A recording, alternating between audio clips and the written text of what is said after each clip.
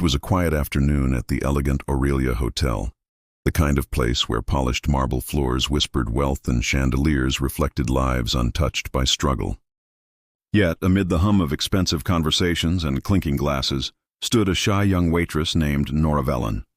Her hands trembled slightly as she adjusted her apron.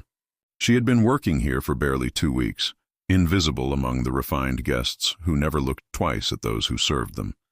But that day, a single moment, a single gesture would change her life forever and leave even the coldest hearts in tears. If you believe in kindness, compassion, and second chances, then please take a moment to like, comment, share, and subscribe to Kindness Corner, because stories like this one remind us that even the smallest acts can speak louder than words. Nora had always lived quietly. Life had not given her the luxury of noise or confidence. She grew up in a small, struggling household where silence was her shield. Her father left when she was 12.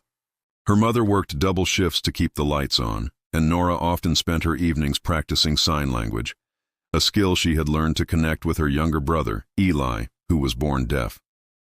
That skill, born of love, sacrifice, and necessity, had always been her secret comfort, a silent world where words could never wound.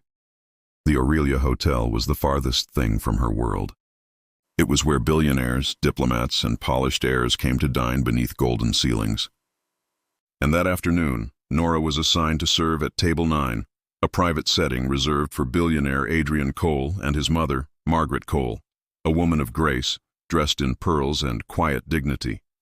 Adrian was known for his brilliance in business, but also for his reputation as cold, precise, and distant. Most of the staff whispered about him, a man who built an empire, yet seemed untouched by humanity. When Nora approached their table, her palms damp with nerves, she noticed something that made her pause. Margaret Cole wasn't responding to the waiter's questions. Instead, she smiled softly, trying to read lips. Then Nora saw it, a discreet hearing aid and the way Adrian gently leaned closer to his mother when speaking. Nora's heart clenched. She recognized the effort, the familiar rhythm of someone living between two worlds, one filled with sound and one embraced by silence. Adrian glanced up impatiently, noticing the hesitation in Nora's stance. He expected formality, efficiency, not empathy. But before he could speak, Nora took a small, steadying breath.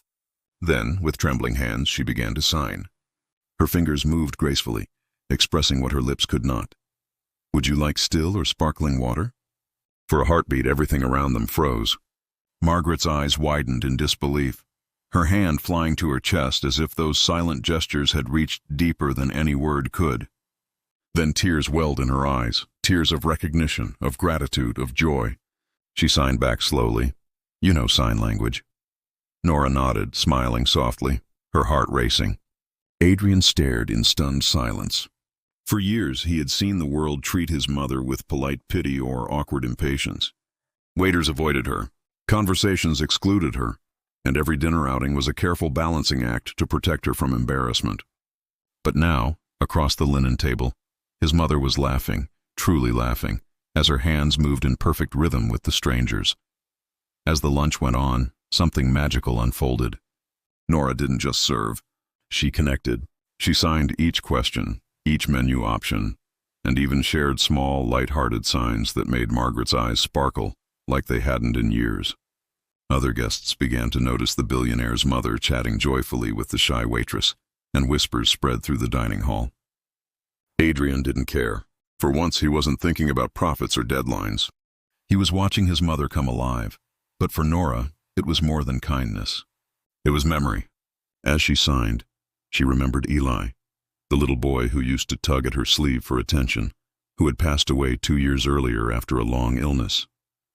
Her hands moved with both skill and sorrow, expressing words her voice couldn't carry anymore. It was as if through Margaret she was speaking to her brother again, one last conversation that the universe had given her by chance. After the meal, Margaret insisted on meeting her personally. Adrian watched as his mother clasped Nora's hands tightly, tears glistening in her eyes. She signed, "You made me feel seen. You reminded me I'm not alone." Nora's lips trembled as she signed back. "You reminded me that love never disappears." The quiet beauty of that exchange made the air around them almost sacred. Later, Adrian called Nora aside. She braced herself for criticism, maybe even reprimand. After all, she had gone beyond her duties. But instead, Adrian's voice was different, softer, uncertain. He told her how his mother had felt isolated for years, even in her own home, and how no one had ever cared enough to communicate with her this way.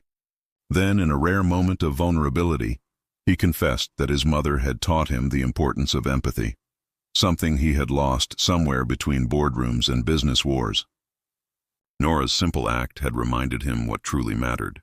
He asked Nora about her life, and when she mentioned her brother, he understood the depth behind her gestures. Without saying much, Adrian arranged for the hotel to sponsor free sign language training for all its staff in memory of Eli, though Nora never asked for it. He also offered her a full scholarship to pursue special education, telling her the world needed people like her, people who could bridge silence with compassion. Word of what happened that afternoon spread far beyond the hotel. Guests who witnessed it shared the story online, and soon it became a symbol of quiet humanity, how one shy waitress had done something no wealth or power could buy. She had spoken to a heart without needing words. Margaret often returned to the hotel after that, always asking for Nora, and their friendship became a living testament that kindness in its purest form doesn't need sound to be heard.